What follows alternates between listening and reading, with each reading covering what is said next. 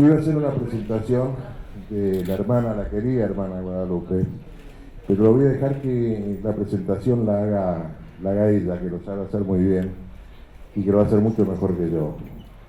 Solamente 30 segundos. Nosotros en el Congreso Judío Latinoamericano, que es el brazo latinoamericano del Congreso Judío Mundial, que abarca más de 120 congregaciones en todo el mundo, hemos abrazado la causa de la hermana Guadalupe y de todo el cristianismo como propia. No escapa a la memoria de ninguno de nuestros familiares comunitarios que han llegado a la Argentina lo que significaron las persecuciones religiosas. En un encuentro que tuvimos con el Papa Francisco en la misma fecha para el año pasado, en vísperas del Rosh Hashanah del Año Nuevo, el Papa Francisco tomándonos de la mano a Claudio Eppelman, que es el director del Congreso Judío Latinoamericano, a mí y a otros representantes de otros países, nos dijo: nadie mejor que ustedes puede comprender lo que significan las persecuciones religiosas.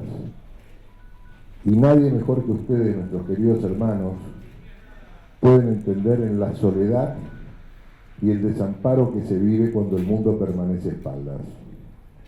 La hermana Guadalupe, con el auspicio de todos nosotros y del Congreso Judío Latinoamericano y de todos nosotros, porque me anticipo, porque sé que ustedes también se van a sumar a esta causa, estamos contra cualquier forma de persecución o de discriminación religiosa que no le permita a cualquier ser humano poder ejercer su religión, sea musulmán, católico, cristiano, judío, copto o de cualquier otra religión, en libertad, y que por el simple hecho de no abrazar una causa que por lo menos nosotros no adherimos, paguen con el exilio, con la muerte de los padres, de los abuelos y de los niños.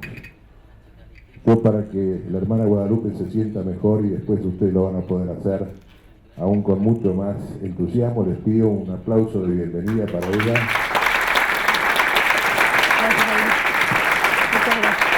Y las dejo con la hermana Guadalupe.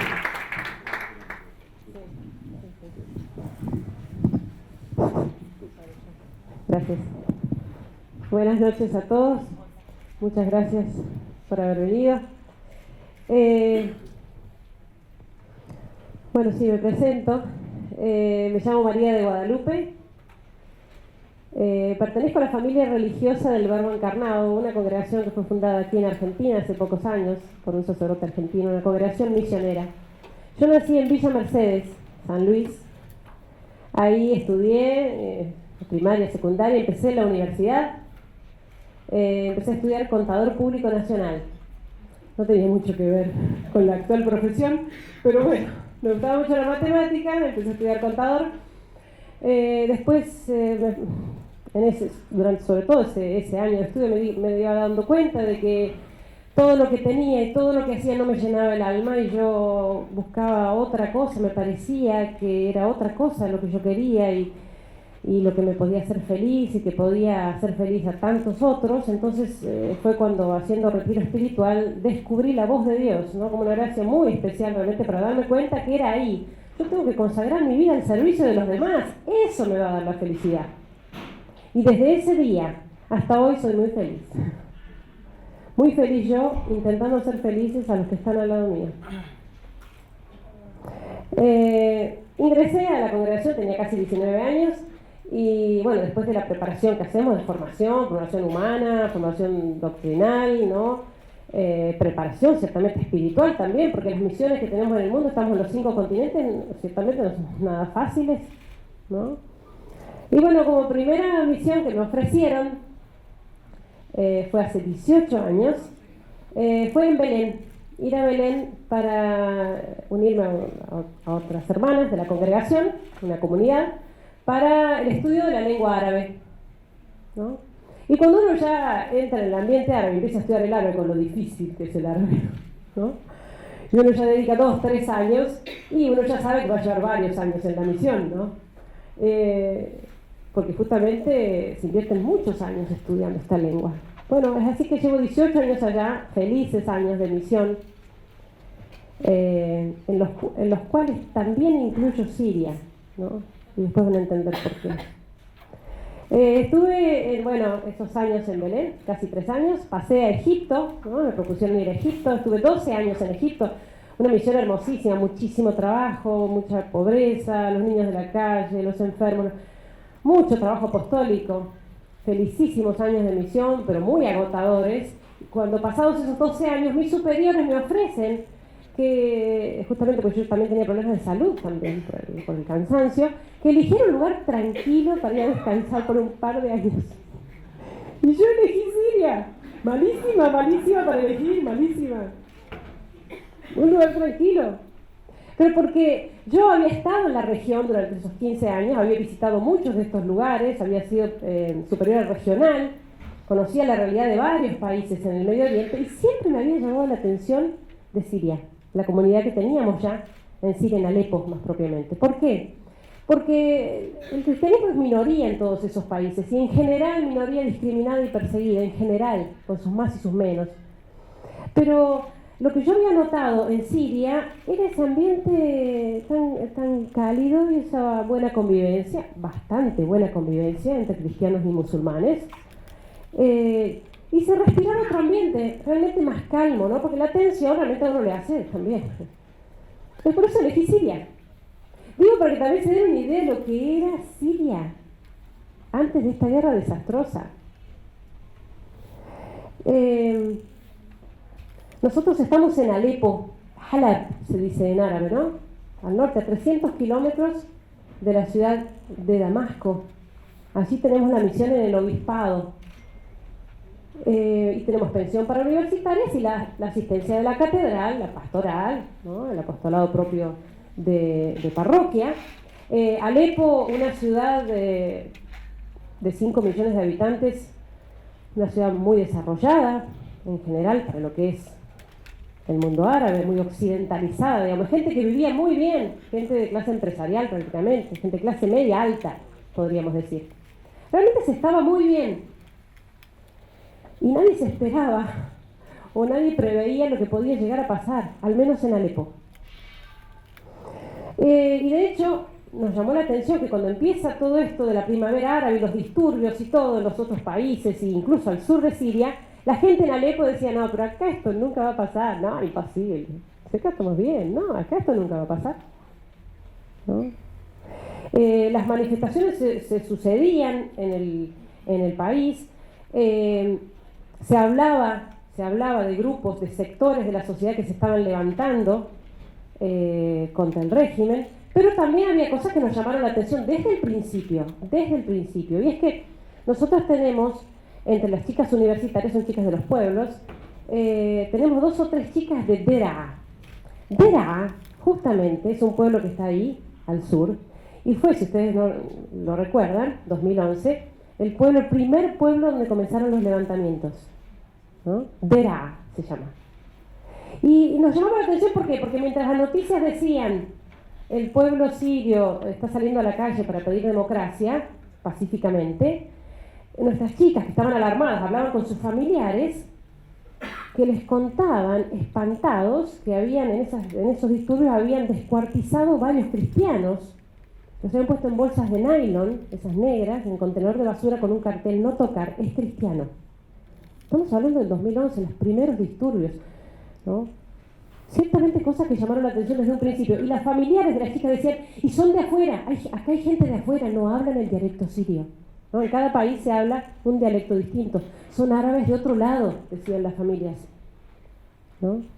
Y esto fue avanzando, ¿no? Los disturbios, los levantamientos, pasando por la periferia de Damasco, después Homs y Hama, ¿no? Ciudades que están prácticamente destruidas, y avanzando hacia Alepo.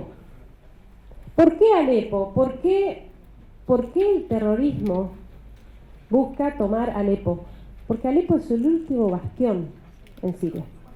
Alepo, por más que no es la capital, es el eje económico del país. Entonces cae Alepo, Cae el gobierno y se impone la ley islámica, toman el poder y se acaba definitivamente para el cristianismo, ¿no? Ellos a su paso, ya escuchábamos las noticias, a su paso por los pueblos, arrasando pueblos cristianos, arrasando, decapitando, acercándose a la ciudad de Alepo.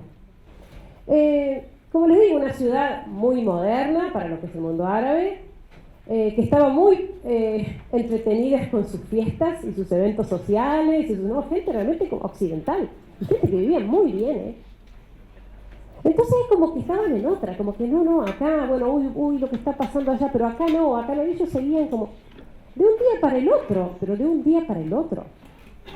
Empezamos a ver los aviones arriba, ¿qué está pasando? Los tanques, uno no ve normalmente andar tanques por la calle. Tanques y cañonazos, tiros, ya teníamos la guerra en plena ciudad, ya los teníamos ahí. Guerra en plena ciudad. Y de un día para el otro, la hermosa Alepo pasó a estar así en muchos de sus barrios. La ciudad de Alepo, milenaria ciudad. Estos grupos lo que hicieron fue rodear la ciudad de Alepo, sitiarla. Esa línea rosada que se ve es el asedio que hicieron a la ciudad de Alepo durante prácticamente 1 año y medio. Con una estrategia militar muy inteligente, tomaron todas las rutas de acceso.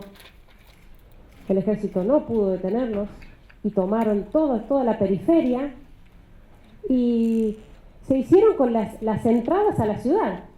Y entonces, durante casi 1 año y medio, estuvimos encerrados dentro de Alepo.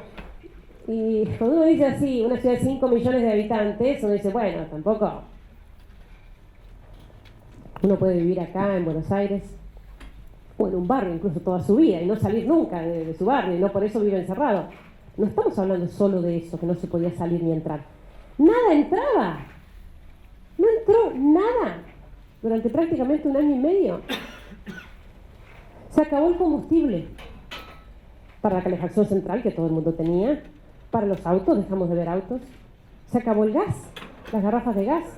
Y así que las arboledas de Alepo en pocos días quedaron peladas porque la gente se desesperaba por cortar ramas para cocinar y para calentarse. La luz, tenemos luz 1 hora o 2 horas por día desde entonces. No más, cuando tenemos 2 horas de luz por día. El agua, ¿no? Pues toda una cadena, ¿no? Si no hay electricidad y no hay combustible, los generadores, ¿cómo suministran el agua? El agua llega 1 vez por semana, cada 8 días. Pero la comida, además, la fruta, la verdura, esas cosas entran de afuera, entran del campo a las ciudades. No entró más un camión, nos olvidamos lo que era comer una fruta. Durante 1 año y medio, fruta, verdura, carne y todo tipo de alimentos perecederos no entraron más. Digamos, sobrevivimos con enlatados y arroz y fideos y lo que quedaba en los mercados. Pero imagínense una ciudad de 5 millones de habitantes, para que se den una idea, una cosa mínima. Se acabaron en los mercados los fósforos, las pilas, las velas. Se acabaron. Sumado a esta asfixia permanente, que aparte, si uno supiera, si nos hubieran dicho a lo mejor, bueno, miren, va a ser así, 1 año y medio van a estar encerrados, después vamos a abrir. Es como que uno, si ya sabe que va a terminar ahí, es como que uno se lo aguanta de distinta manera, ¿no? Dice, bueno, pero esto va a terminar. Pero no, esto parecía que no acababa más. Y la gente decía, nos están dejando morir de hambre y de sed. Mientras tanto, el ataque permanente y la toma de barrios, fueron tomando barrios importantes de Alepo, importantes por la ubicación sobre todo, como Sheikh Masud. Uno de los primeros barrios que tomaron fue Sheikh Masud. Nosotros estamos en este otro barrio, el de abajo, Hay Shahba se llama, en ese barrio estamos nosotros, el barrio que tomaron bastante cercano, unos pocos kilómetros. Tomaron ese barrio a las 3 de la mañana en Pascua, Viernes Santo era, 3 de la mañana, avisaron por la mezquita, hemos tomado el barrio, tienen 2 horas para dejarlo. Esas familias cristianas que salieron las recibieron después la escuela de los maristas, recibió allá a estas familias, sobre todo de este barrio. La gente empezó a salir con lo opuesto, así como podía, cargando sus niños, sus enfermos. Imagínense, o sea, uno puede decir, bueno, son 2 horas, al menos no le dan tiempo para salir, al menos.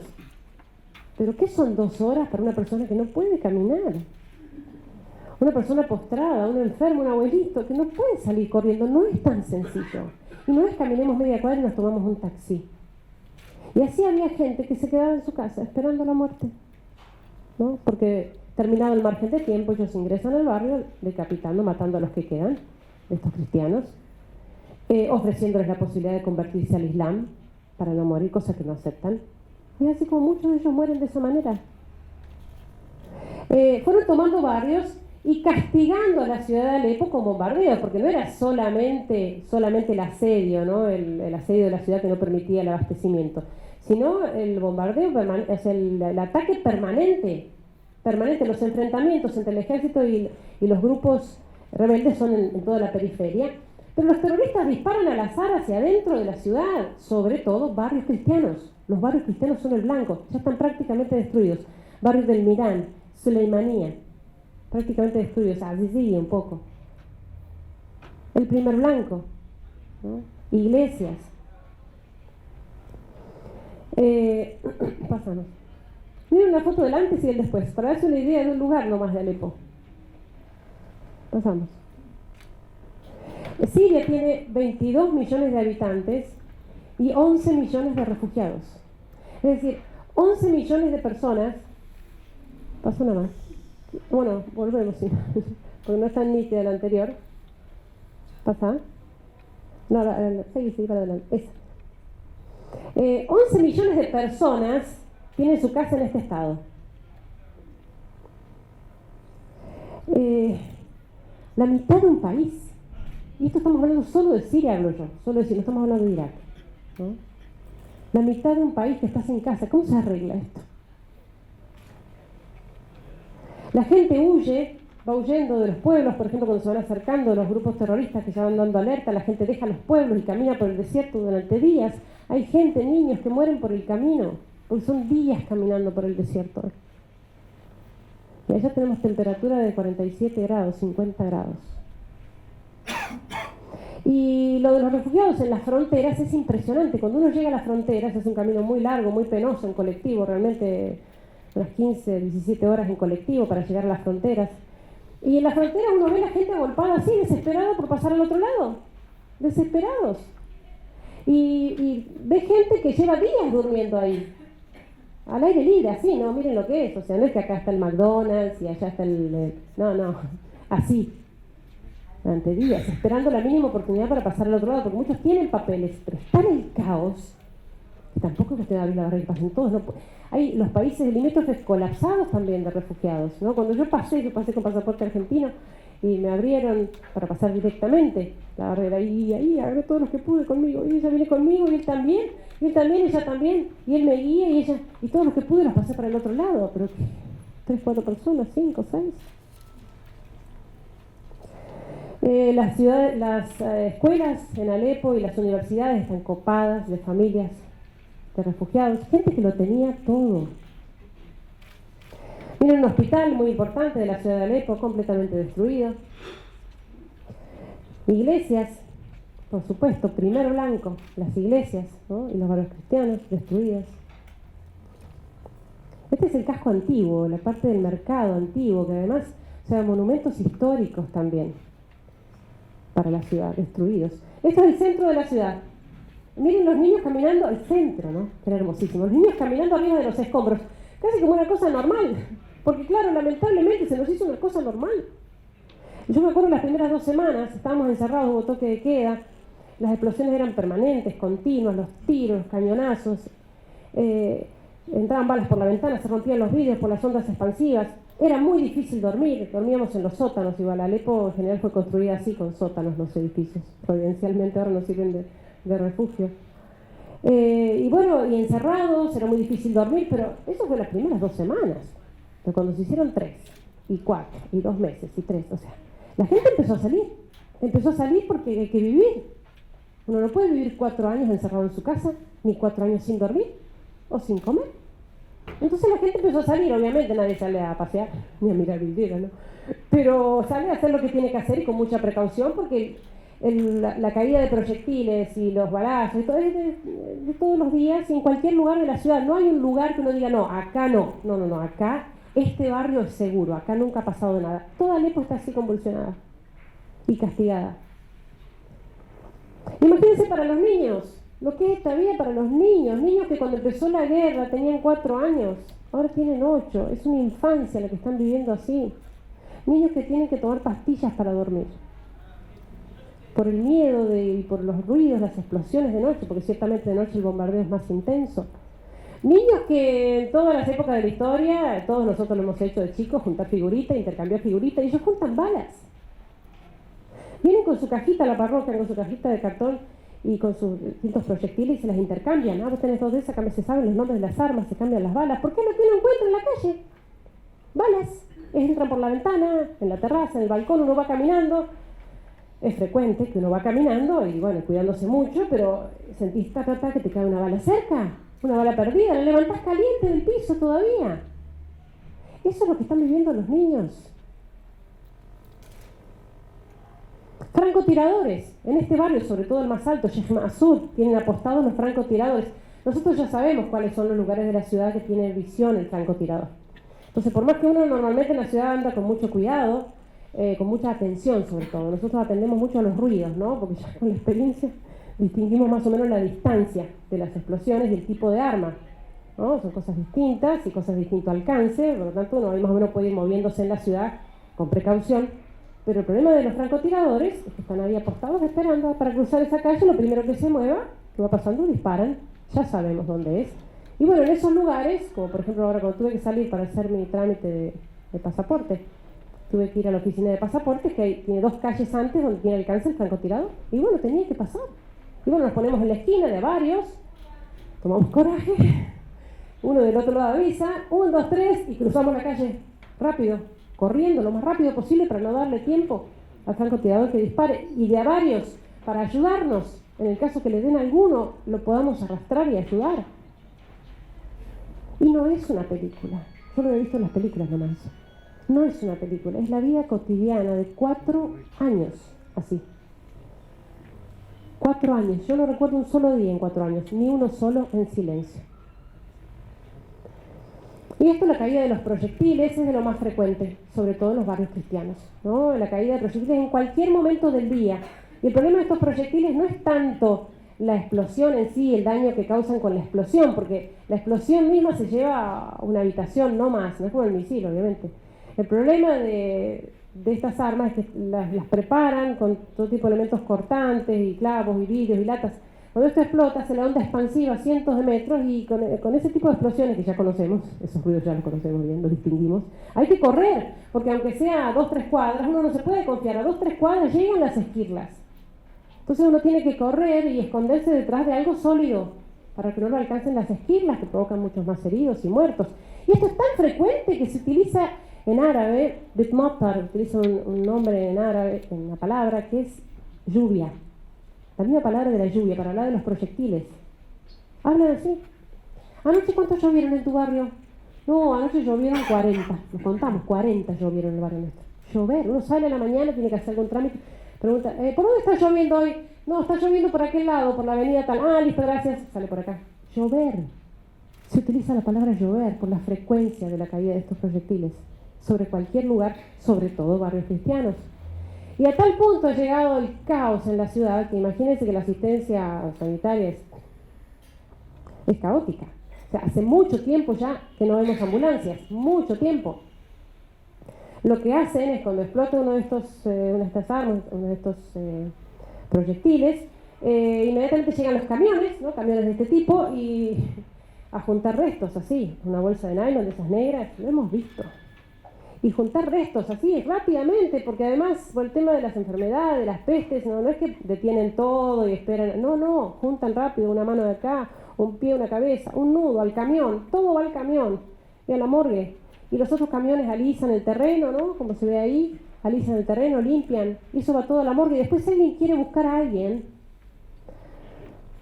reconocer una víctima, un familiar, algún cercano, tiene que ir y abrir bolsa por bolsa para encontrar algo, como lo hemos tenido que hacer.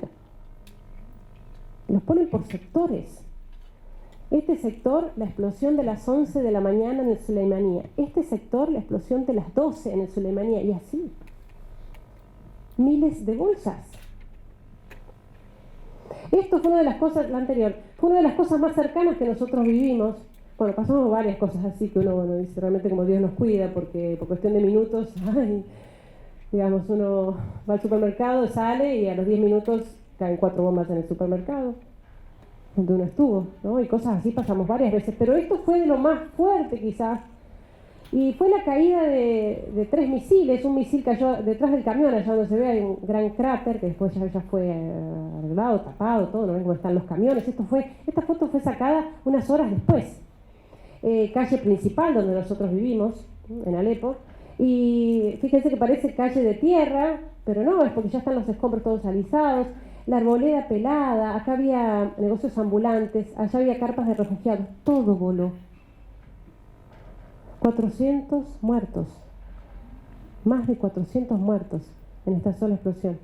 Y fue a la 1 del mediodía, les cuento cómo fue. Esta foto está sacada desde la terraza de donde vivimos, o sea, a 50 metros cayó este misil. Y ese día nosotros estábamos en la parte alta de la iglesia, en el coro, preparando los cantos, y era la 1 menos cuarto, decidimos no dejar de ensayar porque hacía mucho frío.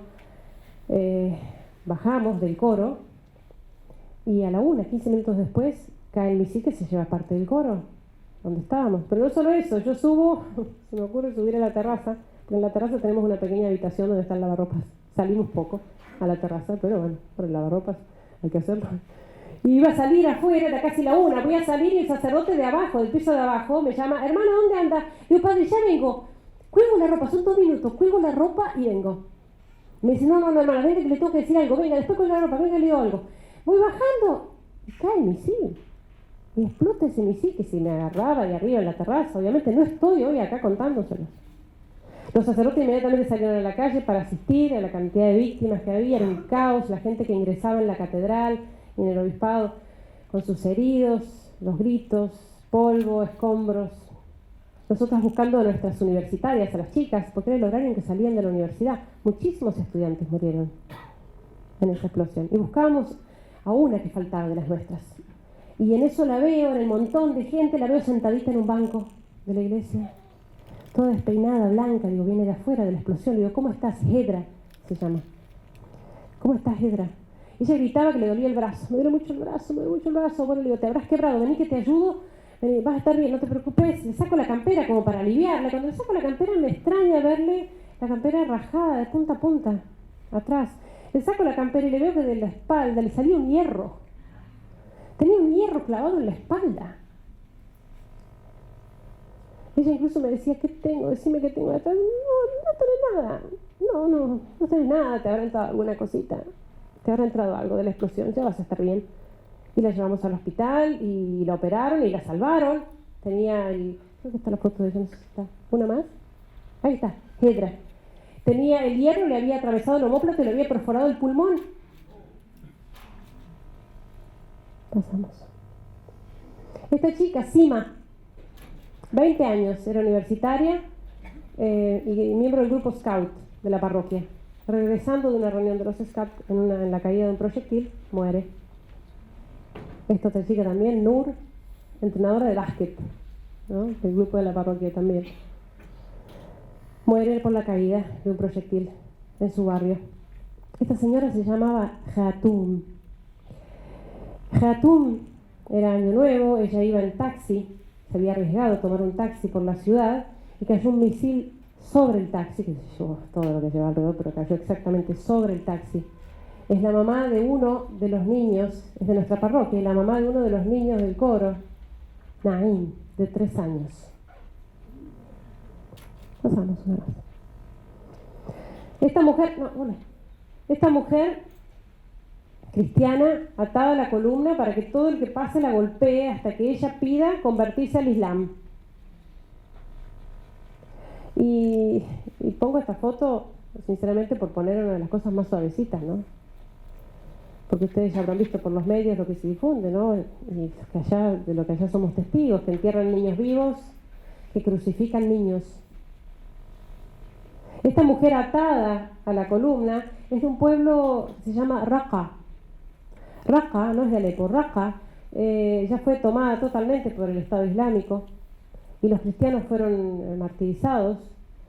Y el ejemplo de esta mujer ahí atada. que todo el que pase la golpee hasta que ella lo pida. Y no lo pide. Esa es la fuerza de esta gente. No lo pide, no se convierte al Islam. No abandona su fe. Aun cuando significa dar la vida. Pasamos una vez. Y acá una foto de parte de nuestra gente de la catedral. Miren ahí los niños, los jóvenes, los adultos. Siempre pregunto lo mismo con esta foto. ¿Qué es lo que llama la atención de estas fotos? La sonrisa. Es impresionante, cuando ponemos las fotos en la página nuestra, la gente pregunta, qué lindas las fotos que ponen, hermanas, qué lindas fotos de la gente, pero nos gustaría ver fotos de la gente de la guerra. Y son estos. La gente que está en guerra, son estos.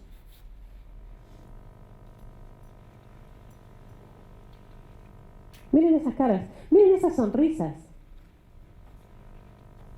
O sea, son cosas que uno humanamente hablando no se las explica, realmente no se las explica. Yo cuando voy ahora a los colegios, que les saludo a los chicos en los colegios, les digo, chicos, con una mano en el corazón, son sonrisas que extraño. Son sonrisas que extraño. Obviamente, humanamente hablando, lo han perdido todo. Están viviendo guerra y persecución desde hace 4 años. Materialmente hablando, lo han perdido todo. Pero ellos dicen, antes lo teníamos todo, pero estábamos tan entretenidos en el mundo que estábamos descuidando las cosas importantes. Y es por eso que ahora se fortaleció su fe frente a tanto sufrimiento, persecución. Se unieron entre ellos, incluso se unieron las familias que vivían distanciadas, y eso les ha dado fuerza. Y también para preocuparse ahora de las cosas importantes. Ellos ahora, ¿qué pasa? Uno ahí, ese contacto permanente que tiene con la muerte diario, le hace tomar conciencia a uno de que uno también se puede morir. No es que no lo sepamos, ¿no? O sea, cualquiera de ustedes que se le pregunte, el ser humano se muere, sí, pero uno no lo piensa tan frecuentemente. En cambio allá, cuando uno tiene ese contacto así, tan permanente, y uno se va a dormir en la noche con el bombardeo, que no sabe si se va a levantar a la mañana, realmente uno lo piensa todas las noches, a lo mejor mañana no me levanto. Entonces, bueno, ahí es como que la vida toma otro sentido. La vida, por eso digo, ante tanta muerte, descubren el sentido real de la vida y del día a día, de aprovechar cada día al máximo y de sostenerse en la fe. Porque en definitiva se estaban preocupando por un montón de cosas que no los hacían felices tampoco. Y ahora sin tener nada. Pero habiendo crecido en la fe, en la esperanza, es eso lo que les da realmente ahora la felicidad y la alegría, incluso para aprovechar las cosas de cada día. Allá cuando llega la electricidad, a veces pasamos 2 semanas sin luz, ¿no? Cuando llega la luz, imagínense una ciudad de 5 millones de habitantes que está a oscuras durante 2 semanas, ¿no? Llega la luz y se escucha una ovación en toda la ciudad. Pone piel de gallina, ¿verdad? Se escucha. La gente festejando porque llegó la electricidad por 2 horas. Por 2 horas. O cuando llega el agua una vez por semana y uno se puede bañar una vez por semana. Y gente que antes se preocupaba tanto por estar bien vestida, por el pelo bien arreglado, ahora se puede bañar una vez por semana. Y por eso es un acontecimiento. Que lo festejan, vienen y dicen, hoy me pude bañar, hermano, y todos lo saludan y lo felicitan. Cosas tan mínimas, tan básicas. Un vaso de agua, ¿quién no puede tomarse un vaso de agua fresca? ¿Quién, por más pobre que sea, no puede tomarse un vaso de agua fresca en verano? Allá tenemos temperaturas que alcanzan los 50 grados. No tenemos heladera, porque no hay electricidad. Y el agua que tenemos almacenada se calienta. Yo no sé si ustedes alguna vez lo han experimentado, lo han probado, pero cuando uno tiene mucha sed, toma agua tibia, o toma agua caliente, no se le pasa la sed. Y en Alepo, sobre todo el primer verano, hemos pasado mucha sed. Imagínense lo que es para nosotros un vaso de agua fresca. No estoy hablando de coca, ¿no? Coca-Cola, no. Un vaso de agua fresca. Y lo disfrutan. Disfrutan un vaso de agua más de lo que puede disfrutar un millonario hacer un crucero, por decirles. Porque justamente está ahí la clave. Esa es la clave, han descubierto el sentido de la vida y han descubierto que realmente la fe nos tiene que sostener para darnos cuenta dónde está lo importante. Bueno, yo me muero, me voy a morir, ¿a dónde voy, no? ¿A dónde voy? Estos cristianos, eso es lo que piensan, ¿a dónde voy? Viene la vida eterna, para eso me tengo que preparar. Por eso ya no es, su preocupación no son las cosas materiales. Y por eso en esa persecución se puede mantener así, por eso los mismos perseguidores enloquecen, realmente enloquecen viendo estos ejemplos. ¿Pasamos? Por ahí alguna de las chicas, pasamos. Los chicos en la escuela, ¿no? Que aún así todos siguen yendo a la escuela, esquivando balas, ¿no? ¿Pasamos? Chicas universitarias son de nuestra casa, están estudiando, están en cuarto año de medicina. ¡Cuarto año de medicina! Pasamos. Esta chica se acaba de recibir en estos días, se llama Humida. Es de nuestra casa de universitarias también. Se recibió en biotecnología. 5 años de estudio durante la guerra. O sea, la fuerza que tienen es impresionante. Ciertamente es la fuerza que les da esa fe para mantenerse firmes, incluso para hacer esas pequeñas cosas de cada día. Que yo les digo a los chicos acá, ¿cuántos años pasan en la universidad estudiando hasta que se reciben? Y ellos se reciben 5 años en biotecnología. Miren esto, ¿seguimos? Miren esto, lo habrán conocido a lo mejor por las redes sociales, fue muy conocido. Un casamiento. Un casamiento en una iglesia un poco extraña porque tiene las paredes descascaradas, no hay vidrios, entre el sol, fue a mediodía. Y es porque fue una iglesia sin techo. Se casaron y flor de casamiento en una iglesia sin techo. Flor de casamiento, ¿eh? O sea, también la dificultad que están viviendo, ese sacrificio, ¿no? De tener que llevar esa vida cotidiana, les ayudó de alguna manera a fortalecer la voluntad y a hacer las cosas que tienen que hacer. Y bueno, y cueste lo que cueste. Eso también nos enseña a nosotros como padres, con nuestros hijos, ¿no? Con nuestros alumnos. Enseñarles a forjar su voluntad en el espíritu de sacrificio. Las cosas difíciles son las que valen la pena. No es fácil. ¿Pasamos? ¿Pasamos? Bueno, la gente rezando en las iglesias, por más que las iglesias son los puntos principales, ¿no? De ataque, las iglesias siguen llenas de gente. Para Navidad, para Pascua, las fiestas especiales de los cristianos, es cuando más caen proyectiles sobre las iglesias. ¿Pasamos? Bueno, los jóvenes se reúnen a rezar, ¿no? Mucho, ¿pasamos? Bueno, es por contar una historia de un muchacho que fue secuestrado. Este muchacho venía a la catedral todos los días a misa y fue secuestrado, encerrado en un pequeño bañito, atado con cuerdas a una silla y con esposas en las manos, los ojos vendados. Ya le habían dicho que le iban a matar cuando recibieran el rescate en dinero, ¿no? Y él se la pasó rezando, dice esos 2 días rezando y dice que en un momento se le ocurrió ponerse a gritar de que le dolía la cabeza para tratar de llamar la atención del secuestrador. Le dijo que necesitaba tomar algo, salió a buscar algo y en ese momento dice, bueno, yo me encomendé a la Virgen y de una se rompieron todas las cuerdas. Y él cuando lo cuenta es muy gracioso, porque él dice, y fue un milagro, porque si yo me hubiera podido desatar solo, me hubiera estado como un estúpido atado ahí 2 días, ¿no? Él lo cuenta y se ríe.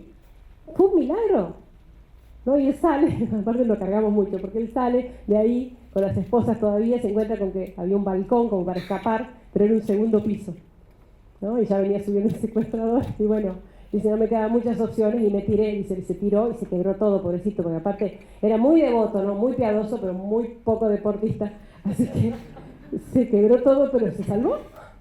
Pasamos. Bueno, una más. Ciertamente que lo que los está sosteniendo a ellos es una fuerte oración. No solamente de ellos, que rezan mucho, sino del resto del mundo. Del resto del mundo. No digo solamente el mundo cristiano, digo del resto del mundo. Porque me consta que están rezando por ellos, también los judíos y también los musulmanes. En esto estamos juntos. Y eso es lo que le puede dar fuerza a esto, justamente para que se termine. Rezar por ellos, unirnos en esto y difundir esto, que se conozca para que se detenga esta masacre. En orden a esto hicimos 2 páginas, creo que están ahí, sí, 2 páginas de Facebook, una SOS Cristianos en Siria y la otra Amigos de Irak, en orden a difundir esto, hacer conocer las historias, las anécdotas, noticias sobre los cristianos perseguidos, también que se difunda, que se conozca. O sea, es realmente vergonzoso que haya tenido que pasar esto del niño, Aylan, y la foto que recorrió el mundo para que el mundo se despierte de algo que viene pasando hace años. Y realmente lo que no logramos los grandes lo logró un niño con su propia vida. No puede ser. Esto se tiene que conocer, se tiene que difundir para que más gente rece y para que cada uno en su ambiente, en su posibilidad, en lo que tenga, haga algo, lo que cada uno ve en conciencia que puede hacer como hermanos que somos para detener esto. Queridos amigos, quiero ahora agradecerle a nuestra querida hermana de Guadalupe. Le voy a invitar al doctor Epperman que se acerque también, por favor, nuestro director ejecutivo. Y el sentido es, lo explicó muy bien ella, de que no podemos permanecer ausentes porque esto parece muy lejos, porque no está tan lejos. Y cada una de estas muertes y cada una de estas peripecias y cada una de estas atrocidades nos tocan a nosotros de la misma manera en que nos tocaron también a nosotros durante lo que fue la Segunda Guerra Mundial, las persecuciones y el Holocausto. Hay otros holocaustos, el Holocausto armenio, parece que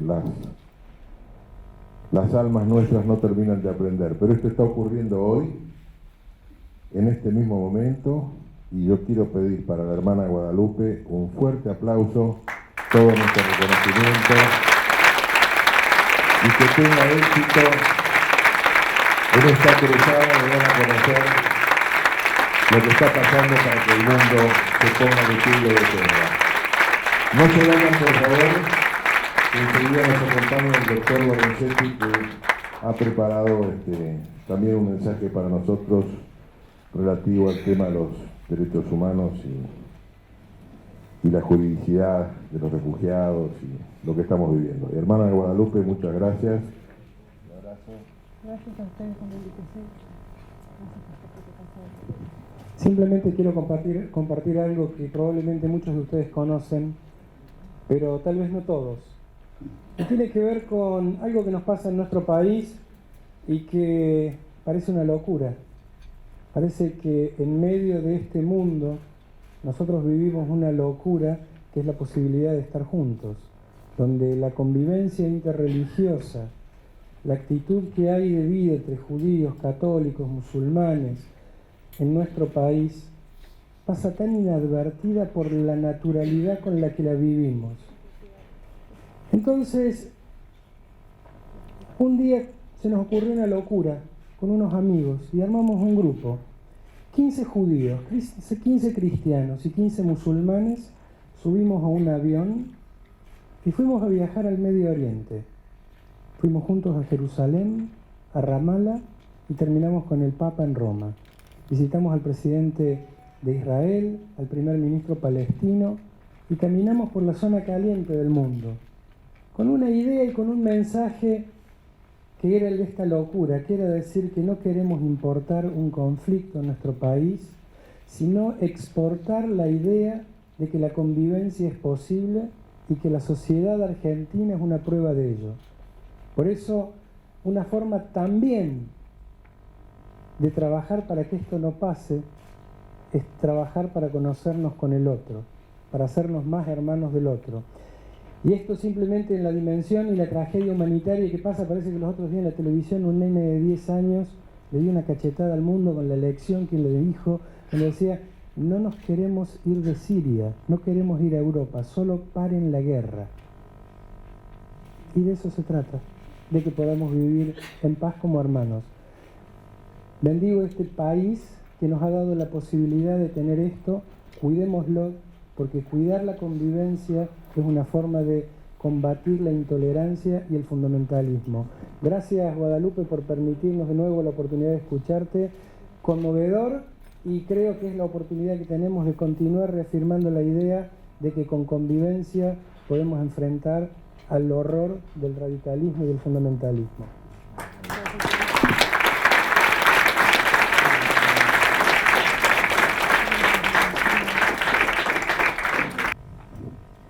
Bueno, ahora le vamos a pedir al doctor Lorenzetti que se acerque. Si quieres hacerlo sentado o de pie, podés elegir. Está sentado, si dejamos entonces.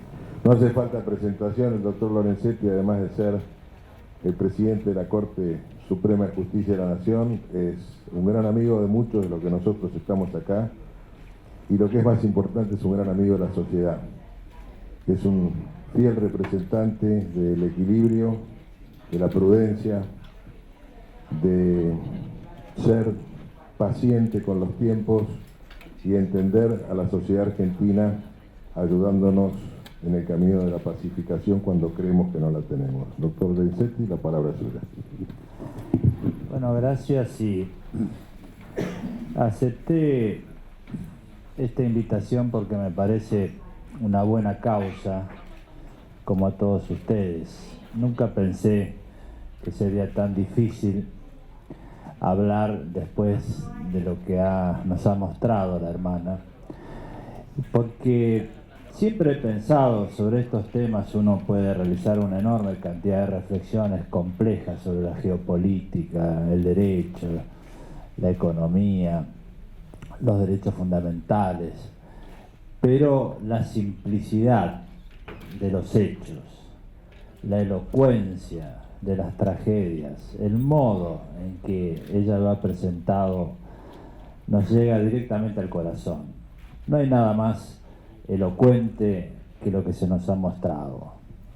Y este es uno de los casos donde uno se da cuenta que las palabras sobran y solo cabe la acción, solo cabe ayudar.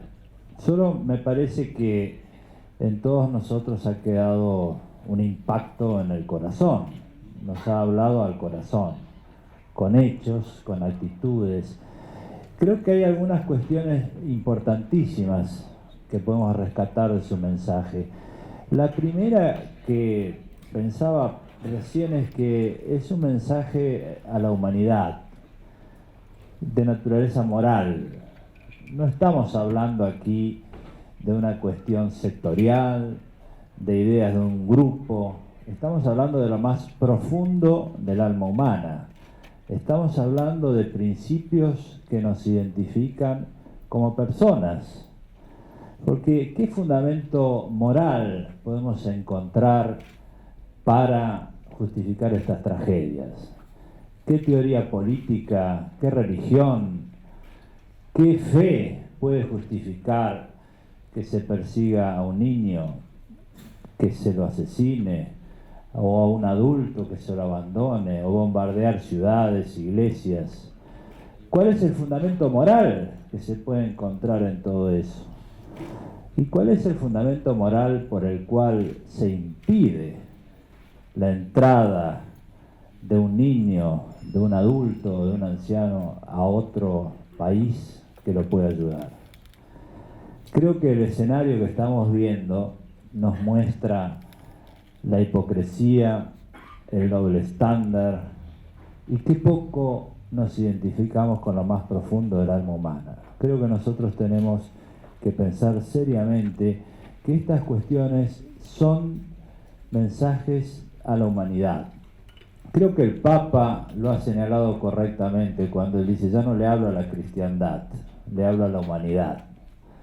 Y esta es una cuestión central. No hay distinciones aquí que tengamos que hacer, ni demasiadas elucubraciones. No hay ningún fundamento que pueda explicar lo que está ocurriendo a ese pueblo, a esos ciudadanos, ni a los que están, ni a los que huyeron buscando ayuda y no la obtienen. Ningún fundamento moral puede explicar eso. Creo que esta es la primera cuestión que nos tiene que hacer reflexionar. Si nosotros nos sentimos humanos, si hay alguna razón por la cual los humanos tienen una ética, es esta: es la de la cooperación, es la de reaccionar, es la de la sensibilidad, la de la solidaridad.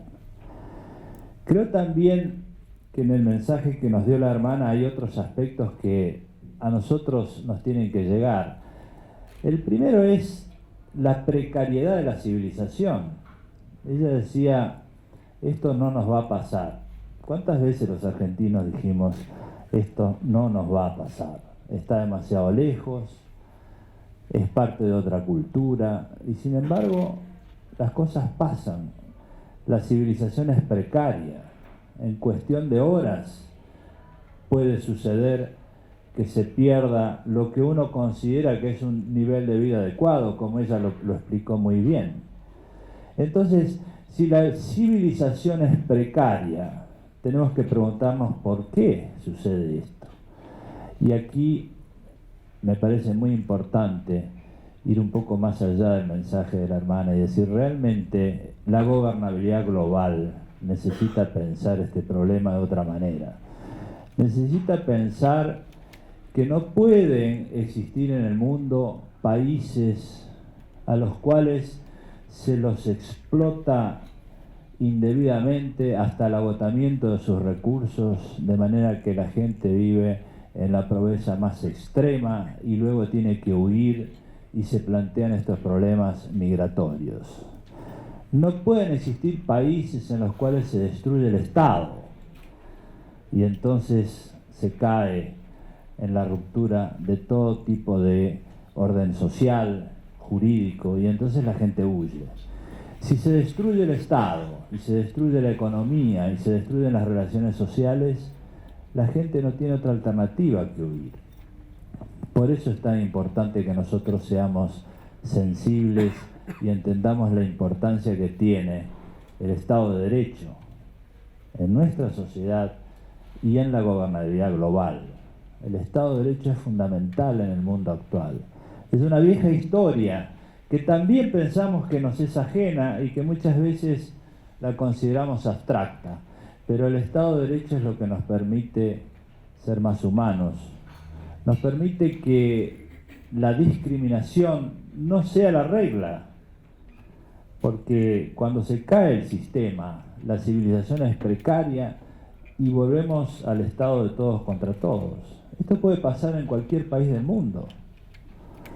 Y esto es lo que debemos evitar. Me parece que no se trata solo de reaccionar frente a estas tragedias, sino también de prevenirlas. Y prevenirlas es trabajar en las causas, evitando las causas que las provocan. Y las causas que las provocan hoy a nivel global son esas: la indiferencia respecto al Estado de Derecho, la sobreexplotación de recursos en un país.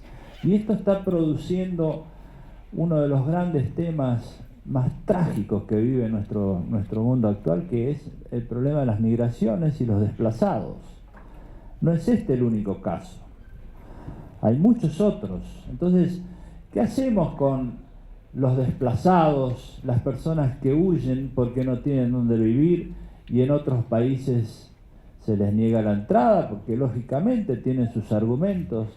Pero entonces, ¿en qué categoría ubicamos a estas personas? ¿Son personas de nivel inferior? ¿No merecen ningún derecho? Esto que en general nosotros estamos dispuestos a decir, sí, tienen todos los derechos, en la realidad no ocurre. Y no ocurre solo en las personas que tienen poca cultura y rechazan por instinto al otro que viene a sacarle el trabajo, que viene a disputar su espacio, y ahí se juega la ambición, la defensa personal, los instintos más subalternos de la naturaleza humana, sino también esto se ve en gente muy educada. Yo recordaba recién un debate que tuvimos en una universidad norteamericana, en Yale, hace 5 años atrás, cuando se empezó a hablar del tema de la inmigración.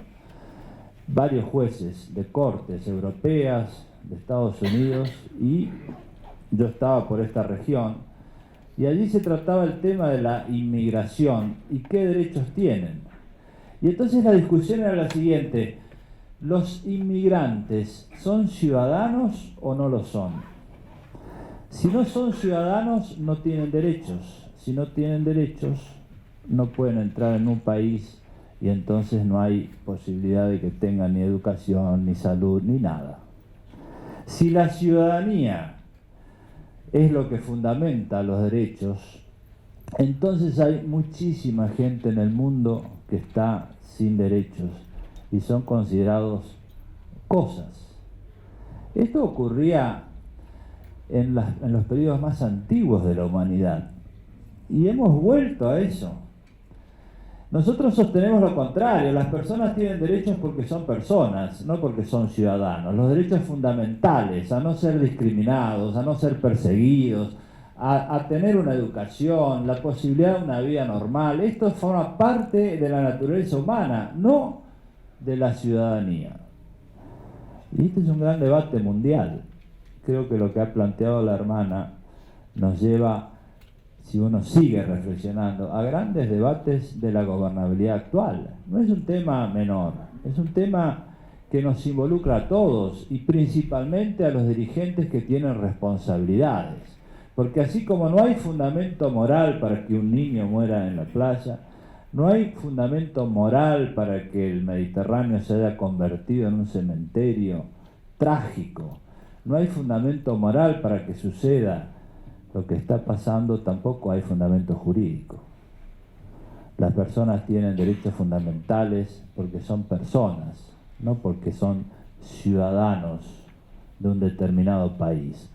Todos hemos sido en alguna medida herederos de la inmigración. Y finalmente creo que el último aspecto que me impactó de este mensaje es que nos trae recuerdos de lo que hemos vivido en el mundo, en la historia, en los últimos años. Nosotros, como bien se dijo aquí, muchas veces reflexionamos sobre estos problemas. Cuando la escuchaba a la hermana, yo me acordaba de las palabras que me contaba mi abuelo, que llegó, era un niño acompañado por su padre y el resto de la familia quedó en la guerra, en Europa, en Italia. Y estas eran historias similares. Y recordaba también lo que hemos escuchado en los distintos actos que se han hecho para recordar la tragedia del Holocausto, la persecución, la discriminación, estas marcas que se hacen ahora también se hicieron antes. Todo esto nos plantea una cuestión también emocional. ¿Por qué sucede esto? ¿Por qué nos llegamos a este tipo de situaciones? La hermana lo dijo bien. Uno empieza a ver algunas señales. Ocurría algo en un barrio, ocurría algo en otro barrio, y después resulta que ocurrió en mi casa. Esto es lo que pasa siempre. Las sociedades toleran lo que debe ser intolerable. Y lo que empieza como pequeño y nos parece que no va a ser grande y que es una cuestión menor, lejana, subalterna, que no nos toca en la vida cotidiana y por eso la ignoramos y la toleramos, es lo que después nos lleva a estas situaciones. Por eso lo que ella ha contado tiene mucho de enseñanza para nosotros, para todos. Todos tenemos una historia que contar de nuestros antepasados. Todos tenemos una emoción sobre ese recuerdo y todos tenemos que volver a sentir esa emoción. No es posible que el mundo camine para atrás, no es posible que se nieguen los derechos fundamentales, que se ignore el Estado de Derecho, que parezca cada vez una cuestión menos importante, subalterna. No es posible que esto pase en ningún país del mundo. Hay que luchar para que esto cambie. Y creo que el mensaje de la hermana ha sido clarísimo en eso. Porque por más que muchas sociedades son demasiado tolerantes, por más que muchos dirigentes ignoran lo que no deberían ignorar, siempre hay personas como ella y los que nos han mostrado en la foto que tienen confianza, sonríen frente a la adversidad. Esa actitud es tremenda, porque nosotros todos tenemos alguna historia sobre esto que nos han contado nuestros antepasados.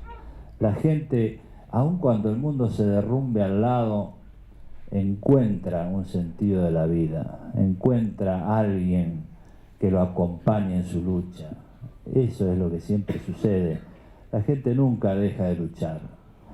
Esos chicos que dicen, ahora tengo mi título en el medio de la guerra, es una enseñanza para todos nosotros. No hay nada que nos detenga si tenemos confianza, si tenemos ideales, si tenemos fe.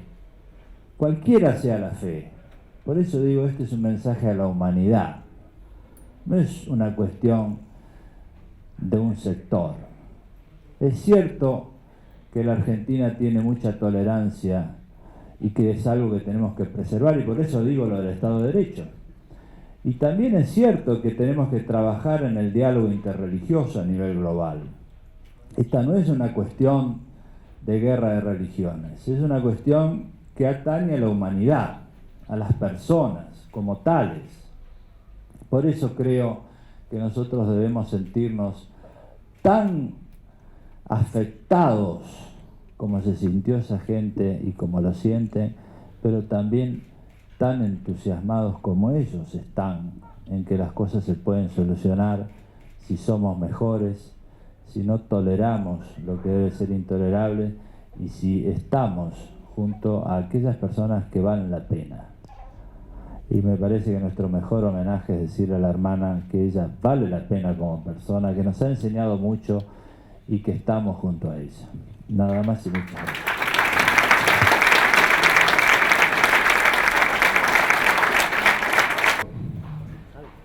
Ricardo Luis, con ese nombre completo, al doctor Ricardo Lorenzetti, esta síntesis que, no sé, lo sentí desde el corazón del presidente de la Corte del Hombre y no tal vez a lo mejor lo que tenías preparado. Por eso creo que nos ha llegado mucho a todos nosotros y se lo agradecemos desde el corazón.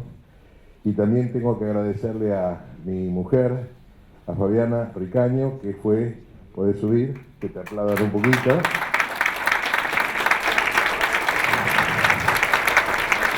Que fue la inspiradora del evento, a las chicas del Congreso Judío, a Valeria, a Mirna, a todos los que se preocuparon para que en un poquito tiempo se pudiera, a María Burdín también, a todo el equipo del doctor Lorenzetti y a todos ustedes que hoy aprendimos algo nuevo. Hemos sufrido un poco, pero también nos ha hecho un poquito mejores. Muchas gracias, doctor. Muchas gracias a todos ustedes.